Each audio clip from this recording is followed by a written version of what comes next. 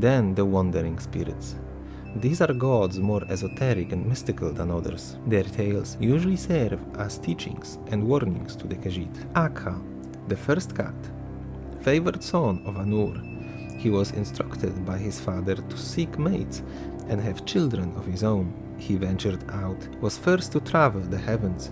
As such, he is known as the Pathfinder. In his journey, he met other deities of the world and begat his offspring, dragons. However, when he traveled south, he was not heard from again.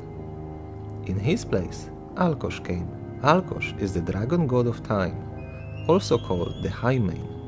He inherited the kingdom of Akha, but it is not known if Alkosh is one of Akha's children. Either way, Alkosh holds rule over time, allowing the world to exist, and he safeguards it from dragons, Akha's children. It is his might that put end to the white snake's slaughter of Khajiit in the First Era. Alkhan, the Scaled Prince, firstborn of Akha, and a demon of fire and shadow. He was slain by Lorkhaj, but will one day return. Some believe him to be the son of Akha and Boethra, for she is often associated with darkness and fire. And Alkhan forever rebels against Alkosh's rule and wishes to overthrow him, a desire in alignment with Boethra's sphere of anarchy and unruliness. Boethra is the warrior of East and West. Her father, Anur, exiled her for her defiant nature. She has traveled the world, learning many things, and eventually returned. Her mate is Mafala, who patiently waited for Boethra's return. However, Boethra has also been very close with Lorkhaj, and since his downfall, she mourns him. Each time a double solar eclipse occurs, or ghost moon as Khajiit call it, Boethra dons the legendary armor Ebony Mail. The cats call it the death shroud of Lorkhaj. Interesting, for the armor is made from his own blood, ebony. Boethra embodies martial prowess, defiance, rebellion, and bravery. Mafala, the teaching mother, keeper of secrets, upholder of traditions. She oversees the many paths that all Khajiit must walk. As such, she passes knowledge and ancient wisdom to the clan mothers, so they in turn can lead the other Khajiit on the path. Second to last group are the adversarial spirits. These are deities of malicious nature, reveling in the misery of mortals. They actively seek to lead Khajiit off their path and cause pain and suffering. Molag is the most cruel and evil spirit in Khajiiti pantheon. He is the god of domination and supreme law. It is in his nature to seek control of everything and everyone. It is no surprise that as soon as the world was made, he attacked it to conquer it. He was assisted by Dagon and married Nunda in his endeavor, but Azura and Boethra pushed back their assault. If facing his trials, find within yourself Boethra's might, as she is the will against rule. Married Nunda, daughter of Magrus, who forged her out of ether. As such, she is called an uncaring spirit, often described as light without love, intellect without wisdom, knowledge without purpose. Some myths claim her to be the wife of Molag, with whom she endures a toxic relationship. Supposedly married Nunda freed the spirit Dagon from Molag to have him attack creation. During the fight, Azura defeated her and cast her into the void, where she resides to this day. Dagon, the demon cat. Some call him Meruns. He is the spirit of destruction and chaos. Anur, impatient with Merun's behavior, exiled him, but Dagon chose to explore the great darkness rather than many paths of Akha. There he was captured by Molag, who tortured Dagon for ages. Molag's wife, presumably married Nunda, realizing his potential, released him onto the lunar lattice. Orca is a testing god, prying to find weakness within Khajiit along the path. When Boethra returned from her exile, she was followed by this demon spirit. Casting curses all around, he was fought by Boethra, Lorkhaj, and Kenarthi, and yet, despite all their might, Orca could not be killed, only banished. Shegorath is the god of mind and psyche, also a testing god, but while Orca seeks the frailty of the flesh, Shegorath exploits the vulnerability of the mind. He is also the opposite of Sangin, If one wishes to visit the deep-sea library of Hermora, one must first endure the trials of Shegorath. Lastly, there are the dark spirits. They are foreboding and evil spirits. The Khajiit must actively resist, fight, and repel. While the adversarial spirits represent hardships of life and could be explained as the opposing forces to the worldly spirits, the dark spirits are parallel to the sky spirits. The most vile and feared spirit in Khajiiti pantheon is Namira. She is the great darkness, the elder void. Within her, Fadomai birthed Lorkhaj, who was imbued with Namira's influence. It was her force that pushed Lorkhaj to deceive his siblings when the world was made. By her power, Ifer lashed out on Nirni, his love. Ancient tales say that when the white lion was punished and his heart torn out, it was hidden within Nirni, so that Lorkhaj's spirit will forever be bound to walk the earth. Even older myth tells that Namira's corruption has kept Lorkhaj alive, replacing his missing heart. He fled his oppressors and sought refuge at his sister's, Azura. In her wisdom, she recognized Namira within her brothers and expunged her back to the void. Lorkhaj perished in Azura's embrace. Namira rules a realm, the dark behind the world.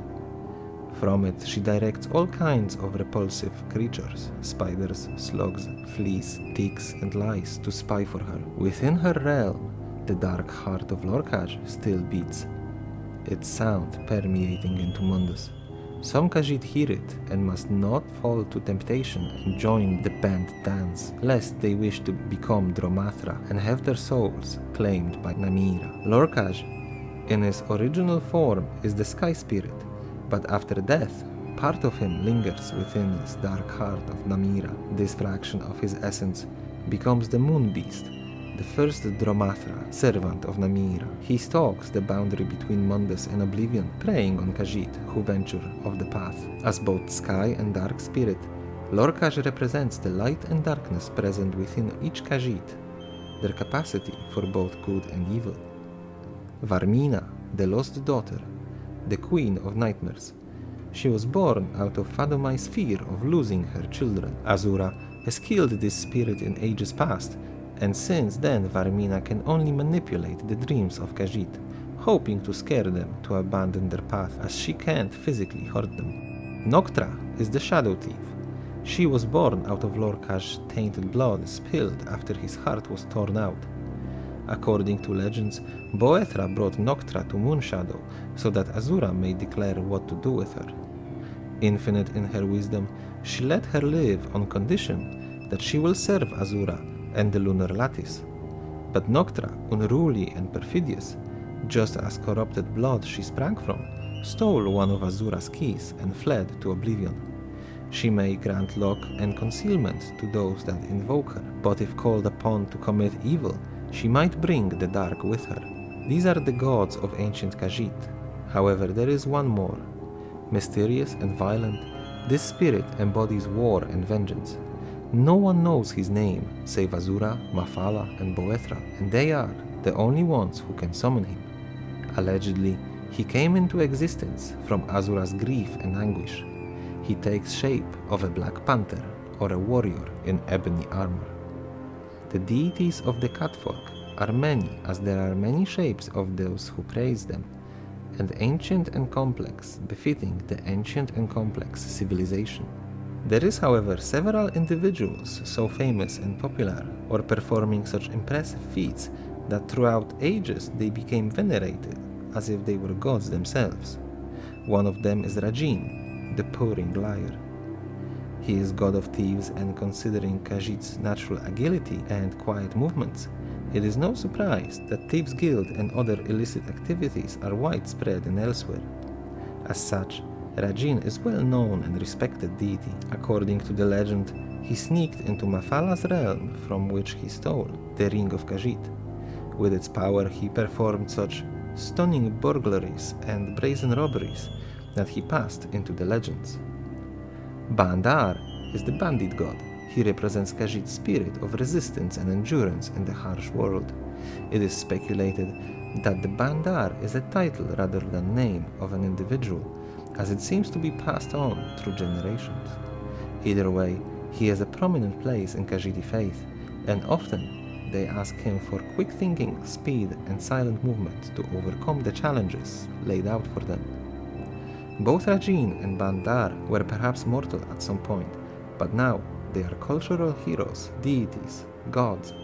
A comparison can be made to other great heroes such as Riemann Cyrodiil, Aesmir Wulfhart, maybe even Vivek, a mortal, through deeds and unyielding spirit, ascending to godhood. As it is with most races, their faith is a great inspiration for art, and Khajiit architecture is truly breathtaking. Just like their religion, the elsewhere structures can be divided into ancient and more modern. Many of the ancient temples, fortifications, and catacombs show the merciless passage of time. In the north, India and Equina region, the old monuments, scorched by sun and whipped by winds, while in the south, the Palatine counterparts are reclaimed by nature, the branches and roots crumbling the bricks. Most of these structures were made out of sandstone or clay with tall pranks towers and straight wall often outlining a central sanctuary or plaza. The structures themselves boast beautiful ornaments and bas-reliefs. In case of dwelling built on mountainside or under a cliff, the main structure was often carved into the rock itself and can reach deep underground. Modern buildings are usually made of wood. In case of individual houses, they are often built on stilts high above the ground to prevent intrusion by snakes, spiders, or scorpions, so prevalent in both arid mesas and damp rainforests. The shape of the houses takes clear inspiration from the Altmeri style, with the overhanging roofs and the arched sides of it. Very often, the new are built among the old. A great example is Senchal, where most of city perished in fire, and all that was not of stone had to be rebuilt. The Khajiiti armaments are quite varied, but all share one common characteristic. It's lightweight. Because of elsewhere's hot climate and Khajiiti's fur, they have little need for clothing other than modesty, fashion, or to show off their wealth. Because of this, they prefer to dress in light and loose robes, often with hoods or shawls to protect them from the sun's rays. Their armor is also adequately light, usually made only from leather. Sometimes thin metal sheets are added for more protection. The Cat folk prefer light and medium weight armors, which often leave the armpits and hips exposed as not to restrict movement, allowing the wearer to fully use their nimbleness and agility. When they equip heavy armor, it is only in true desperation or for ceremonial purposes. Even then, that suit is still lighter than what other races would consider heavy armor. The boots and gauntlets always leave their claws exposed, for a true cat can never be really disarmed. They can use their claws on both hands and feet to a ferocious efficiency. The most basic Khajiit armor is simply a full suit of leather. The only iron elements are the kneecaps, pauldrons to protect from downward strike, and upper torso area around neck and throat. The helmet covers entire head, including ears, as they are quite sensitive. It must be a truly dire situation for a Khajiit for him to trade the accurate hearing for a little bit of protection. The Northerners have their own style of armor, made to resemble armaments of legendary Darlog Bray, a Khajiit warlord of the First Era. The armor is reserved for only the finest of the fighters. Surprisingly, it is made out of leather and wood. Yes, a regular wood. However, note this, there are species of trees with wood as hard as iron, and which trees are used to manufacture this highly ornate suit, the Khajiit do not say. The wood is of course adequately treated and lacquered, and the armor composes of many smaller parts of wood affixed to leather underneath. As the wood is not flexible enough, this allows the wearer to use agility to their advantage. The suit is as formidable as it is beautiful, finely wrought into motifs of moons and their phases, decorated with shimmering sand of the desert. The mahogany of the wood, dark brown of leather, was complemented by orange robes providing basic camouflage in the arid environment. The helmet was carved to resemble a snarling cat, perhaps one of the cat demons Topal the pilot spoke of. Similarly, the Palatine armors are also light, worn on top of silky robes, but the armor itself is made from leather and bronze, hence its greenish hue. The armor is more enclosing than an Equina's variant, but is therefore more suited for combat in enclosed spaces, such as the thicket of the forest or city streets. Often the leather was decorated with swirling patterns, pressed into representing the waters of Topple Bay. There is also the Sunspire style armor, used exclusively by the guards of the temple, the priests and the adepts. This place is of huge historic importance to the Khajiit, so to no surprise that the Sunspire temple has its own distinct suits of armor. It is here that the White Snake's massacre came to an end, stopped by Alkosh himself. To honor the High Mane, Lord of Time, the armor and weapons both bear the resemblance of dragon and lion. The helmet, all enclosed, molded into shape of a noble cat. The other pieces, such as the pauldrons, breastplate, gauntlets, are all individual pieces worn on top of clothing, so that they can provide protection to the flesh while not restricting the movements of the wearer. All are of course beautifully ornate with patterns of the moon phases. The suit looks heavy but is actually much lighter, which can often doom a reckless bandit hoping to raid the temple's riches. There is one more style, but no true Khajiit would dare it. This armor is worn by those who gave in to the banned dance and now serve Namira, the Elder Void. Her mortal servants may be granted this powerful equipment, but all of the dark spirits come bearing this esoteric armor and weapons. We can assume that just as the Daedric armor worn by Dremora is actually part of their being and cannot be removed, the armor of Dromatra is the same. They are, after all, spirits in service of Daedric Prince Namira, and cannot be killed, only banished back to Scuttling Void, her realm. Either way, the armor is black with streaks of pale blue lightning dancing across its surface. The armor is heavy, covering most of the body, and in some ways is similar to the Daedric armors. The pauldrons, for instance, rise up at the ends into a fearsome spike. The helmet hides the vile visage of the spirit, but upon the brow of the helmet rests the symbol of two waning moons. On such moonless nights, the beating of Lord Khaj's heart is loudest. Clawed gauntlets protect the arms, again similar to the Daedric version. The boots cover the toes. This Khajiit must truly be lost to the dark. You may come across this armor in forsaken and tainted ruins of elsewhere, where Namira gathers her faithful. Speaking of the spirits from behind the world, the Twilight Cantors are priests of Azura who travel the land and oppose the Dromatra wherever they go. They invoke Azura's wisdom and strength by chanting, singing and dancing to cast out the evil dark out of Khajiit or banish Dromatra back to oblivion. As such, they are held in great respect, reverence, even by the population. Similar to the Cantors, there are also the Moonsingers. They are lore keepers of the Khajiit, and they are continuing a very ancient tradition. They tell stories and history of their species. The tales they know often hold ancient secrets and wisdom, so to protect the most important stories, each Moonsinger knows only a part of the tale. As you can gather, the Khajiit are very religious and spiritual people. Exposure to other cultures and their societal reforms have resulted in parts of other cultures, especially faith, to permeate into the Khajiit civilization. As such, the worship of Srendar and Mara became more popular, their priests often working to help those in need, despite some gods fading into obscurity and others rising to prominence. One element is constant in Khajiit religion: the Mane. Since the dawn of time, the Mane has acted as a religious leader, but the role rose to prominence as the Khajiit society consolidated and became more unified.